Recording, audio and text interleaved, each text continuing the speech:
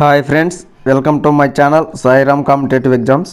ఇంకా ఛానల్ ఎవరైనా సబ్స్క్రైబ్ చేసుకుంటే సబ్స్క్రైబ్ చేసుకోండి, లైక్ చేయండి, షేర్ చేయండి. ఈరోజు విద్యా ఉద్యోగ వార్తల గురించి తెలుసుకుందాం.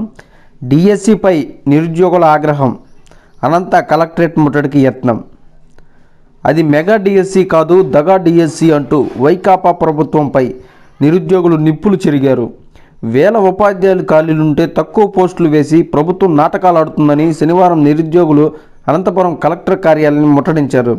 జిల్లాలో 4.5 ఏళ్లుగా 4,000 మంది డిఎస్సి కోసం ఎదురు చూస్తుంటే కేవలం 4 ఎడ్జిటి పోస్టులే వేశారన్నారు. తొలుత నగరంలోనే ర్యాలీ తీశారు. ప్రధాన రహదారిపై అరగంట బైఠాయించారు. ఆ తర్వాత కలెక్టరేట్ గేట్లు తోసుకొని లోనికి చొచ్చుకెళ్లారు. కలెక్టర్ కార్యాలయం మీద బైఠాయించారు. కలెక్టర్ ఛాంబర్ దాకా వెళ్లడానికి విశ్వ ప్రయత్నాలు చేశారు. ఈ క్రమంలోని పోలీసులు ఆందోళనకారుల మధ్య తోపులాట చోటు చేసుకుంది. పరిస్థితి ఉధృతంగా మారడంతో పోలీసులు నిరుద్యోగులను బలవంతంగా వాహనాలు ఎక్కించి పోలీస్ స్టేషన్లకు తరలించారు. డిఎస్సి అభ్యర్థులు ఈ ప్రభుత్వానికి ఓటుతోనే సమాధానం చెప్పాలి.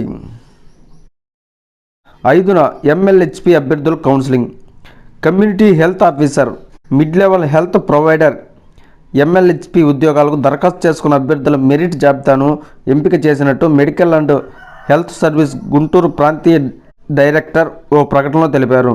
ఎంపికైన అభ్యర్థులు 5వ తేదీ ఉదయం 10 గంటలకు గుంటూరులోని మెడికల్ అండ్ హెల్త్ సర్వీస్ ప్రాంతీయ డైరెక్టర్ కార్యాలయంలో కౌన్సిలింగ్కి హాజరు కావాలని సూచించారు.